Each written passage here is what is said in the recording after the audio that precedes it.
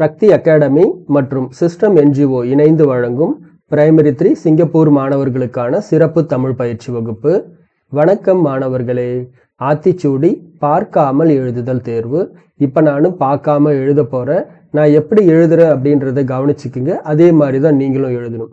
ஏற்கனவே நாம் சரளமாக படிக்க பழகிட்டோம், ஒப்பிக்கவும் பழகிட்டோம், பார்த்து எழுதவும் பழகிட்டீங்க. கடைசியாக பார்க்காம ஒரு தடவை நீங்கள் எனக்கு எழுதி காமிக்கணும். நான் எப்படி எழுதுறேன்றதை கவனிச்சுக்குங்க.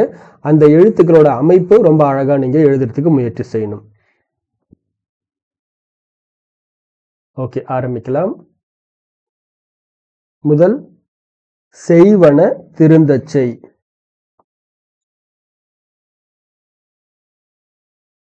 சே இ வ ந செய்வன திருந்தச் தி ரு இன் த இச் திருந்தச் செய் சே இ.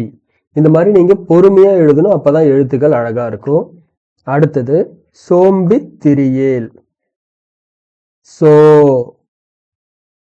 சோ இம் பி இத் சோம்பித் திரியேல். தி ரி ஏ இல் திரியேல். அடுத்து தந்தை தாய் பேன். தா இ இப் தாய் பே இன் இன் 3 சுழின்னு தான் வரணும். அடுத்து தேசத்தோடு ஒத்துவாள். தே ச இத் தோ டு தேசத்தோடு ஒத்து. ஓ இத் து ஒத்து. வா இழ் தேசத்தோடு ஒத்துவாள். அடுத்து நன்மை கடைப்பிடி. நா இன் மை நன்மை கடைப்பிடி. கா டை இப் பி டி கடைப்பிடி. அடுத்து நூல் பலக்கல். நூ இல் நூல் சின்ன இல்லு தான் வரணும். ப ல பல க இல் கல் நூல் பல கல். அடுத்தது நோய்க்கு இடங்கொடேல்.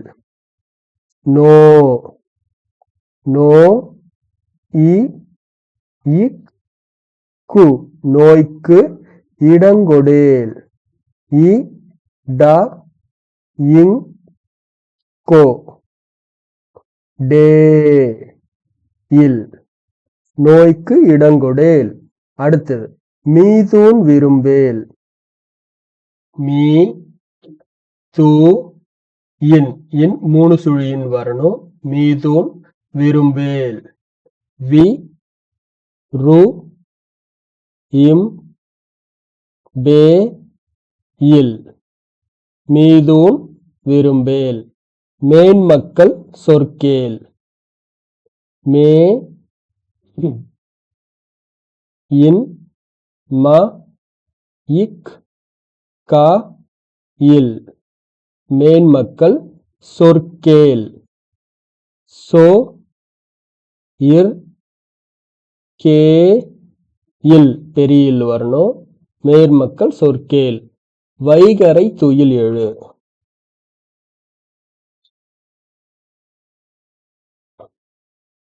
வை க ரை இத் வைகரை துயில். து இ இல் துயில். ஏ ழு எழு வைகரை துயில் எழு. என்னோட கையெழுத்து எப்படி இருக்கு? நீங்க பொறுமையா எழுதுனீங்கன்னா என்னோட கையெழுத்தை விட ரொம்ப சிறப்பாகவே எழுதலாம். இதே மாதிரி எல்லாருமே என்ன பண்ணணும்? பார்க்காம எழுதுறதுக்கு பயிற்சி எடுக்கணும். நீங்க என்ன செய்யுங்க, முதல்ல ஒரு தடவை எழுதுங்க. எழுதிட்டு அதுக்கப்புறமா ஆத்திச்சூடியை வச்சு கம்பேர் பண்ணி பாருங்க, என்னென்ன மிஸ்டேக்லாம் இருக்குன்றது நீங்களே செக் பண்ணீங்கன்னா எங்கெல்லாம் நீங்கள் எழுத்துப்பிழை எழுதிருக்கீங்கன்றது புரிய ஆரம்பிக்கும். அப்போ அதெல்லாம் என்ன பண்ணலாம், ரவுண்டு பண்ணி புரிஞ்சுக்கிட்டிங்கன்னா இந்த மாதிரி எழுத்துப்பிழை இல்லாமல் உங்களால் அழகாக எழுத முடியும். எழுத்துப்பிழை இல்லாமல் அழகாக எழுதி எனக்கு ஃபோட்டோ எடுத்து ஷேர் பண்ணுங்கள். அடுத்த வகுப்பில் சந்திக்கலாம். நன்றி.